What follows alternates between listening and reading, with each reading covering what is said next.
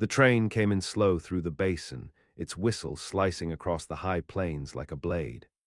Wind stirred the dust off the platform in Elkwood Junction, and the townsfolk turned their heads to watch the metal beast heave into place with its usual cloud of cinders and steam. It was March, 1883, and the land was thawing from winter's grip, muddy and sharp-smelling, brittle grass just beginning to show.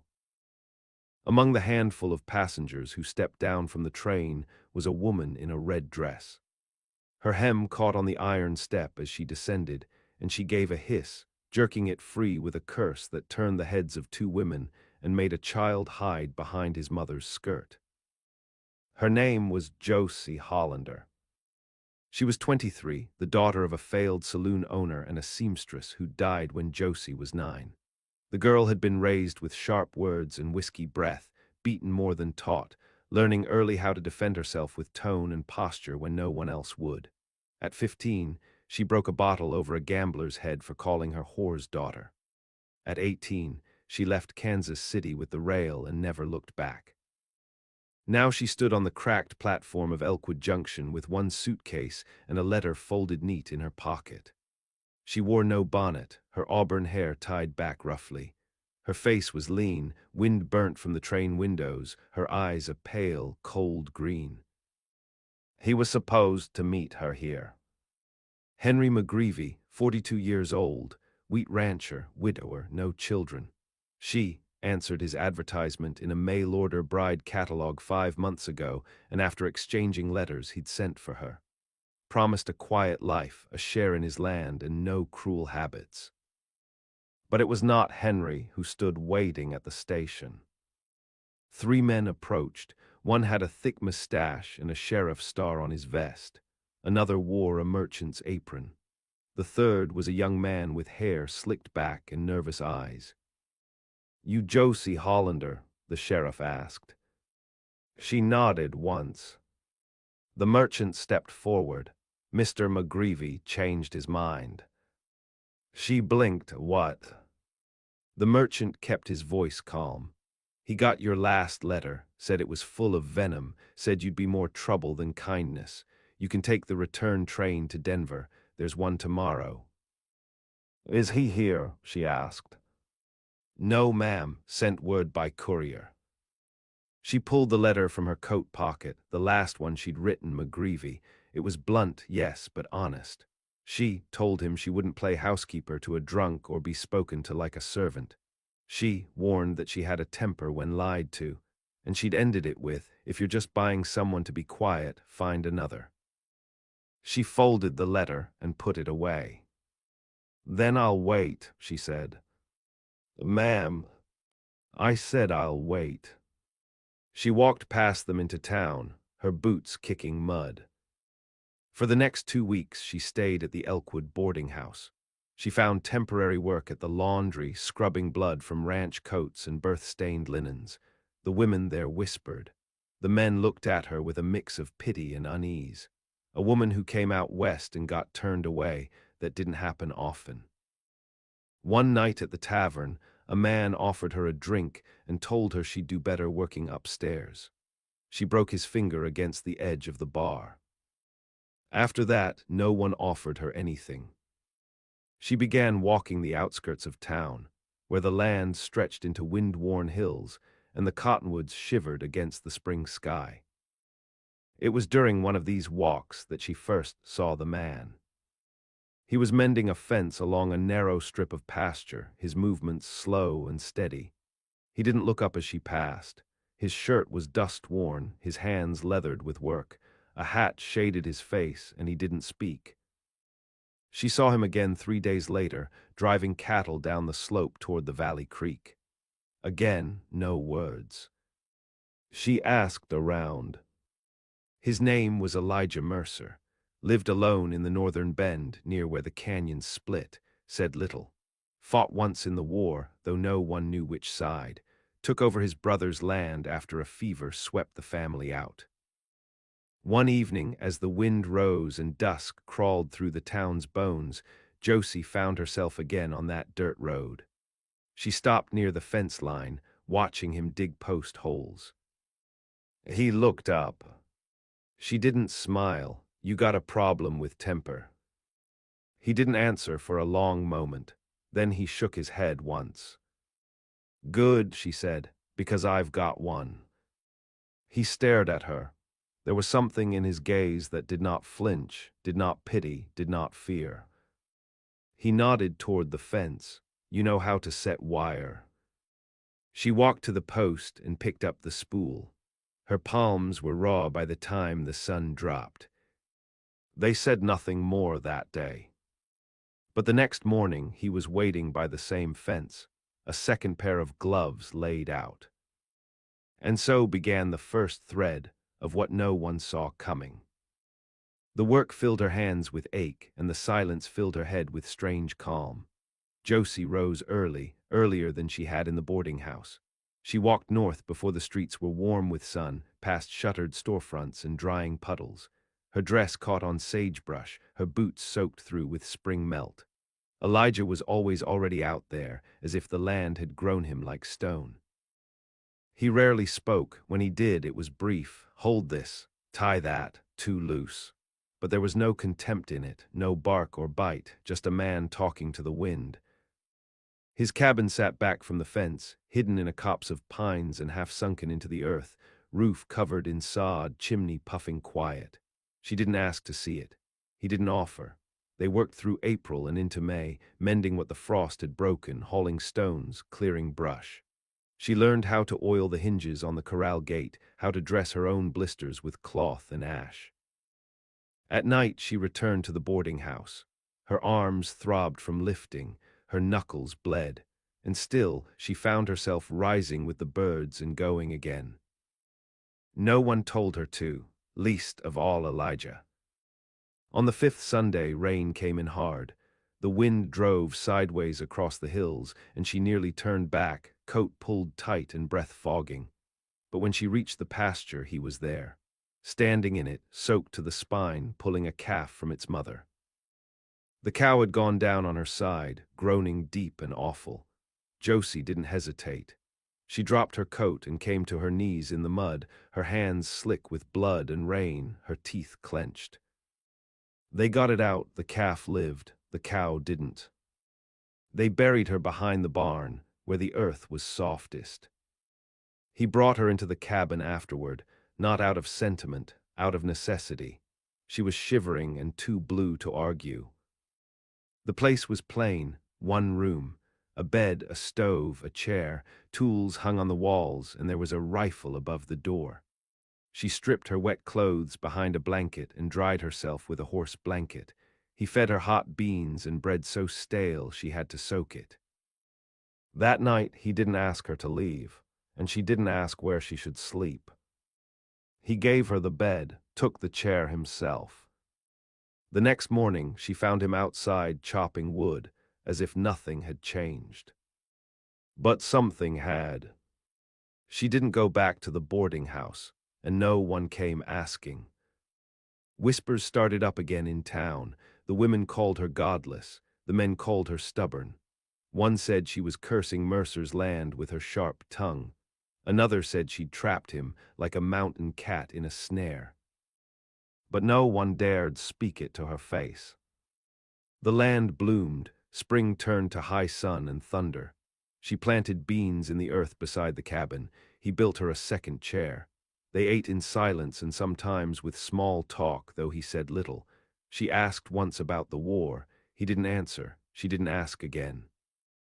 And then, one morning in June, Elijah took a slip of paper from the drawer, rode into town with it, returned after dark with Reverend Sims in tow and no explanations. "Don't want to fuss," Elijah said, eyes on the floor. "No vows, no dress."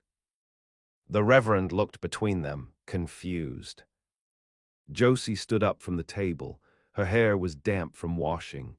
Her hands were smeared with flour. "All right," she said, "let's get it done." It took less than 10 minutes.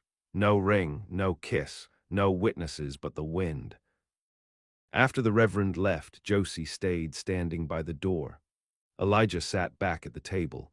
She looked down at her hands, scarred now in new ways. There was a coal burn on her arm from cooking, a healed split from fence wire. "You sure," she asked him, "about me?" He nodded. "You don't lie." She looked at him a long time. "You don't either."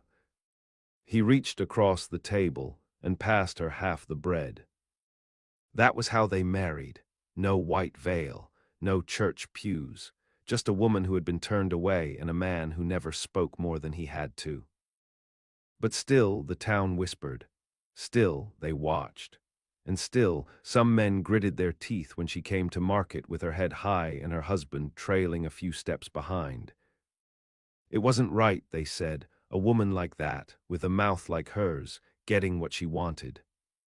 But Josie didn't flinch. She'd never come west to be liked. She'd come to be free. And now she had land, a name, and no one telling her to be softer than she was. But freedom in a place like Elkwood came with cost. And soon she'd find the price was still rising. The first sign something was wrong came with the cattle, 3 of them gone one morning in late July. No break in the fence, no trail in the grass, just vanished. Elijah searched for tracks but found none. Josie checked the boundary lines, the gates, the water troughs, nothing. The second sign came a week later, hoofprints behind the cabin, deep in the mud, leading to the window and back again. She woke to them, heard nothing, saw nothing. But when she stepped outside in the gray hush before dawn, there they were, one man's ride, heavy, lingered. Elijah came out barefoot, his rifle already in hand.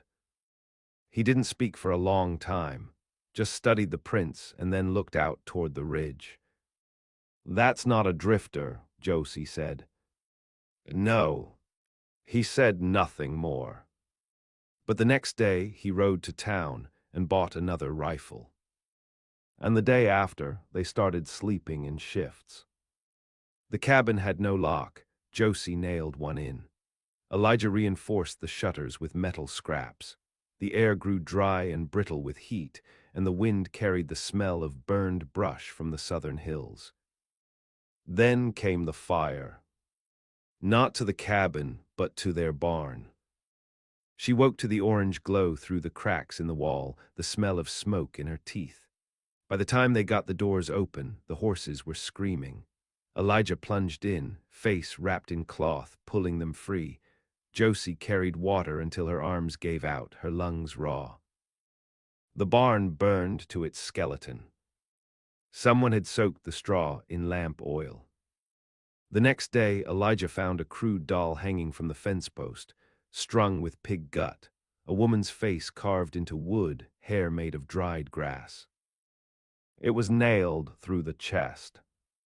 Josie didn't ask who, she already knew.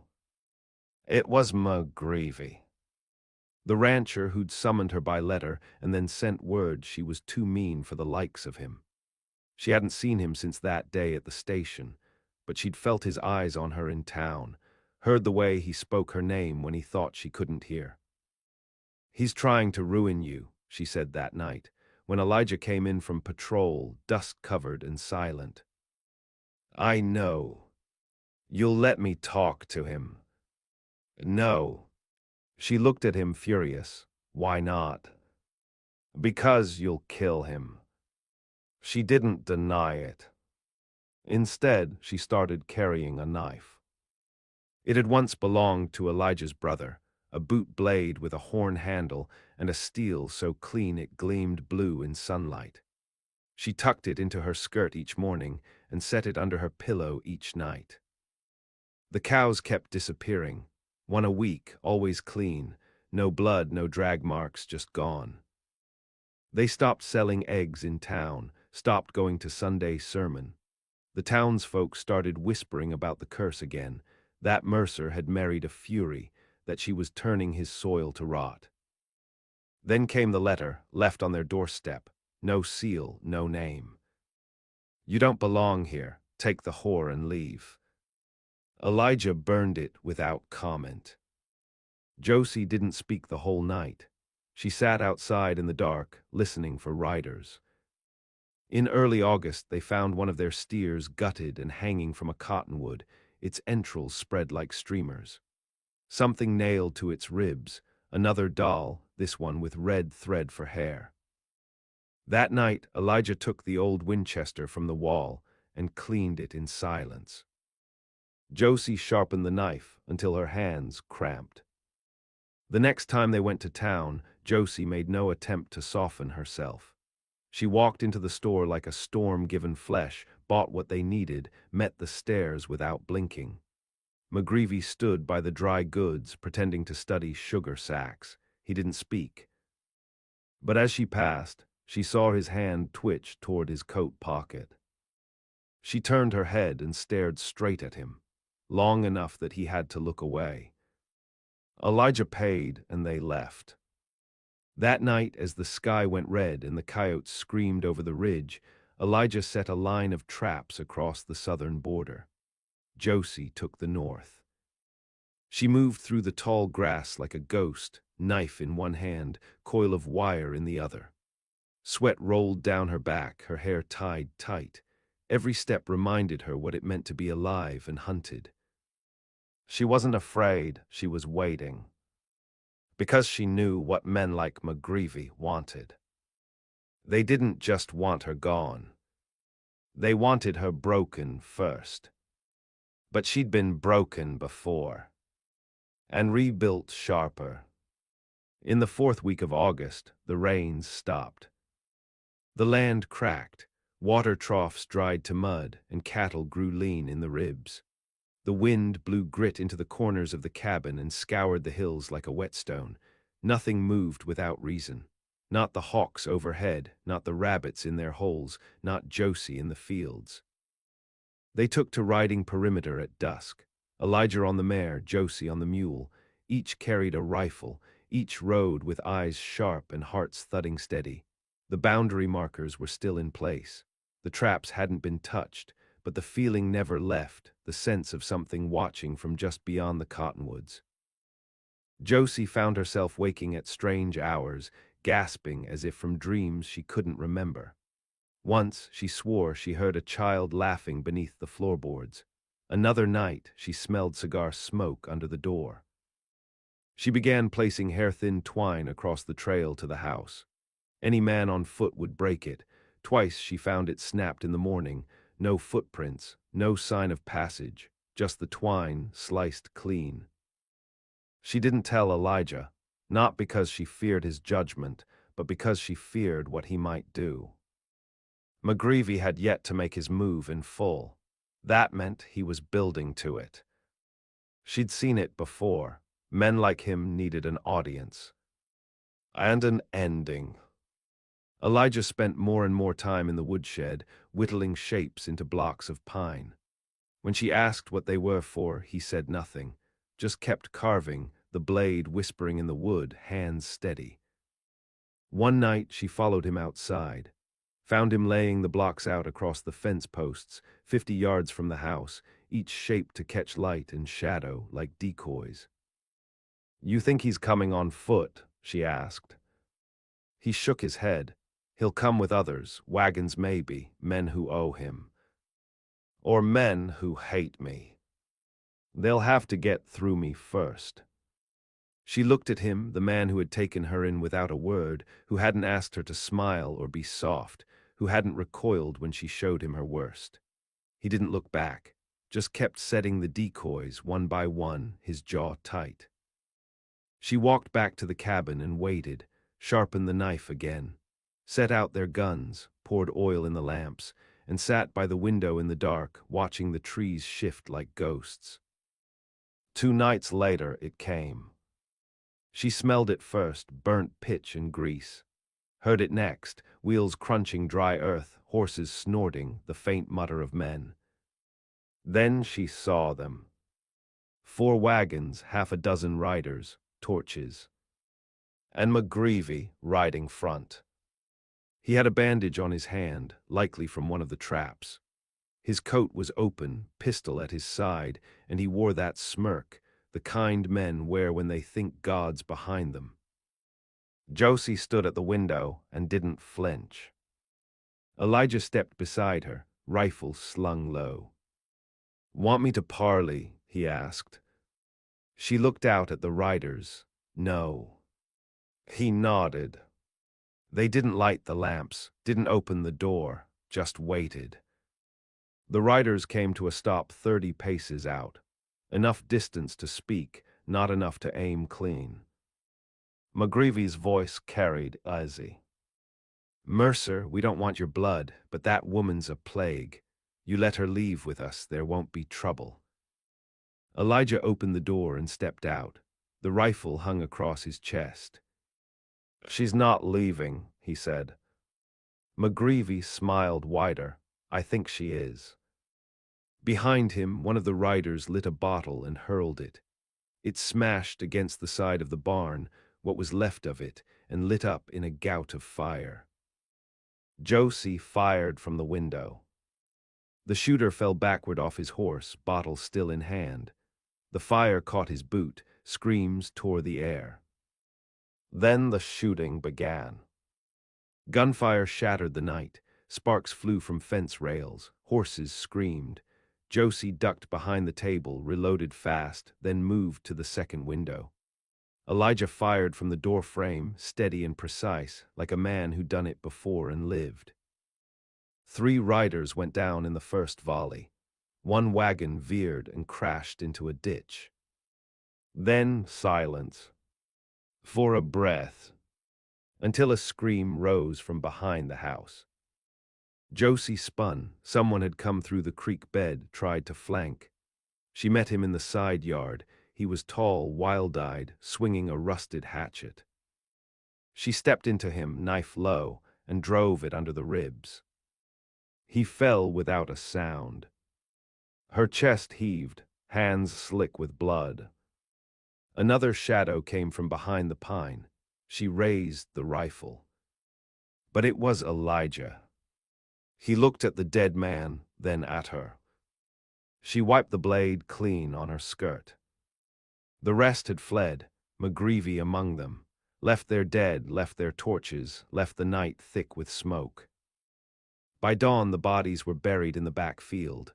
No stones, no prayers. Josie sat on the porch, hair matted, fingers swollen. Elijah came out, his face streaked with soot, arms covered in cuts. He sat beside her. She didn't speak, neither did he. But they didn't have to. The land had been marked, and blood had answered blood. The sun rose quiet the morning after, its light pale as milk. The wind had shifted north in the night and dragged smoke over the ridge, blotting the hills in a soft, sick haze.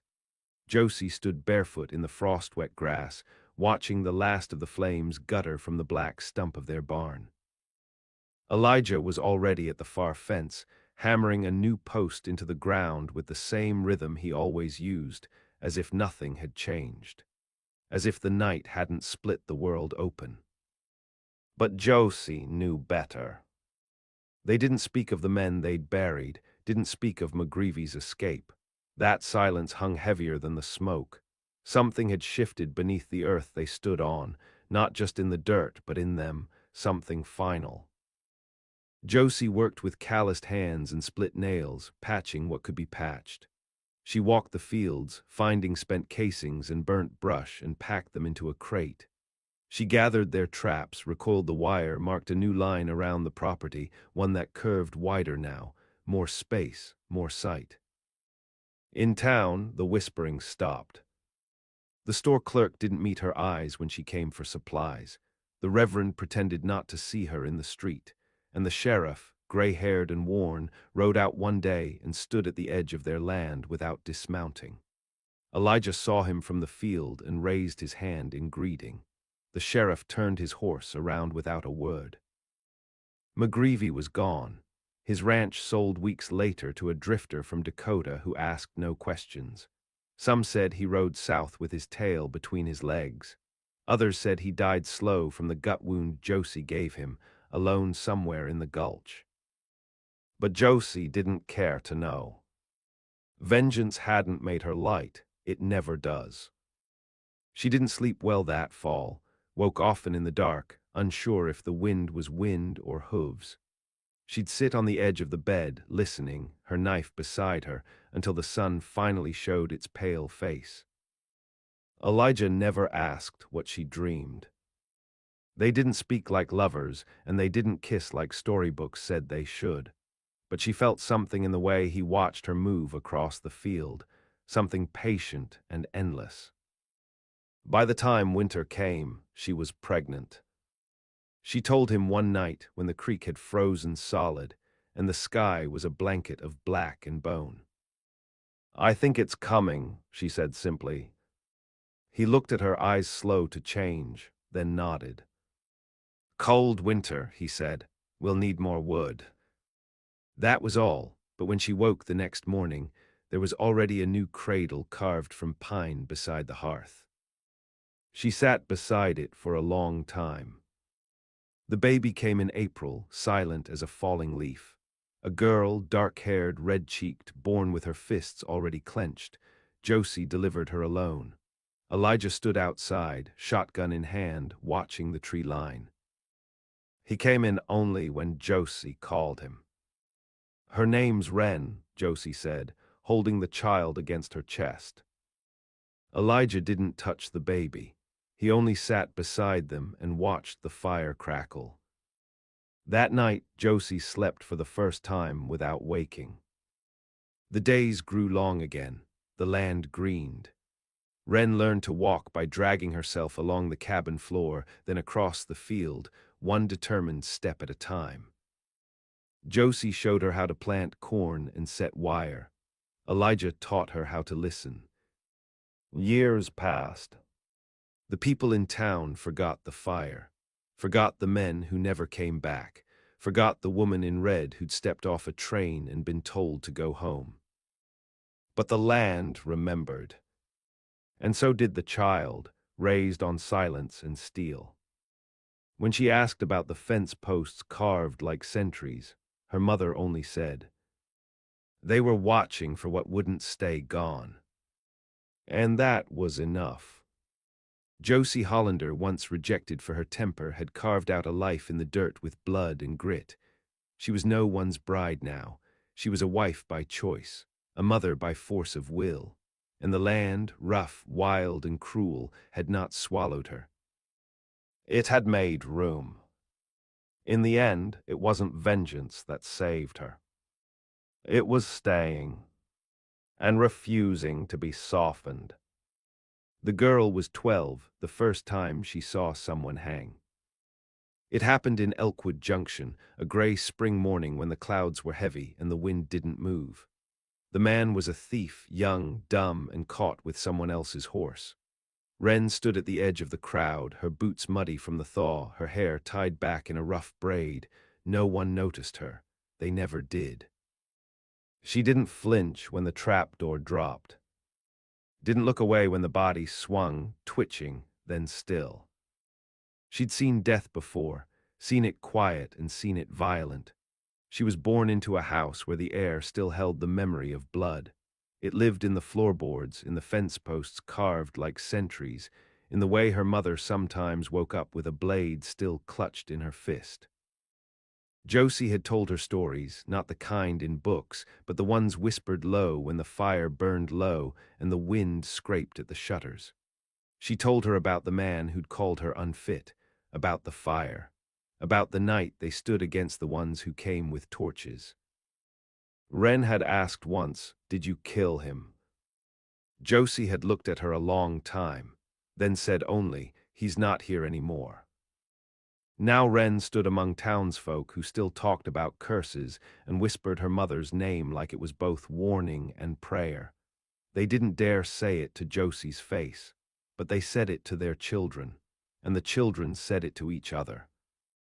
Which meant they said it to Wren. They called her Witch Seed. Said her eyes were too cold, that she didn't laugh enough, that she talked to herself. But Wren didn't mind. She watched, she listened. And when someone threw mud at her once behind the schoolhouse, she didn't scream, didn't cry. She followed the girl who did it home, watched where she lived, waited until night. then left a dead crow nailed to her door with a piece of bone tied in its beak. After that, they left her alone. Elijah never asked questions. He taught her how to read tracks, how to load a rifle blindfolded, how to listen for breathing in the dark. But he never asked why she wanted to know. He understood that some things passed down quiet, like the color of eyes or rage. That summer, Wren found something buried near the old gulch. It was a doll. Not hers. Not anyone's from town. Made of wood with red thread hair and a rusted nail through its chest. She stared at it a long time, then wrapped it in cloth and took it to her mother. Josie's hands trembled when she unwrapped it. Where? Near the rocks, south fence. Josie stood. For the first time in years, Wren saw her mother look afraid. But it passed like a storm through dry grass, quick and hot, then gone. They're just ghosts now, Josie said. Wren didn't answer. She knew better. Some things don't stay dead. 2 weeks later, a boy went missing. Caleb Tarns, 13, son of the new sheriff, vanished near the creek bed. Horse came back riderless, saddle wet. The town stirred again. Old whispers, old fear. Josie kept Wren close. Elijah checked the traps. The guns stayed loaded. And still, the girl crept out at night. Not to rebel. To know. She wanted to see where the boy vanished, wanted to hear the land breathe, wanted to feel if it remembered. At the edge of the creek, she found something. Not blood. Not tracks. Just a name carved into stone. Hollander. Her mother's name, not Mercer. Wren touched the letters. The grooves were fresh. When she came home, Josie was waiting. You went out there. Yes. What did you see? My name. Josie sat down hard, as if something in her had folded. You weren't supposed to carry this. Wren stared at her. It carried me. Josie didn't argue. That night they didn't light the fire. They sat in the dark, just like long ago. Outside, the wind rose. Wren slept with the doll under her bed. She didn't wake screaming. She dreamed of a red dress on a train platform, a woman with her fists clenched, a man with a rifle and eyes like storms. And fire. Always fire. The boy was never found. The name was never spoken aloud. But Wren understood what it meant. The past doesn't vanish. It waits. And some girls are born not to forget, but to finish. Wren Hollander Mercer was one of them. And the land, wild, brutal, and unyielding, was still watching.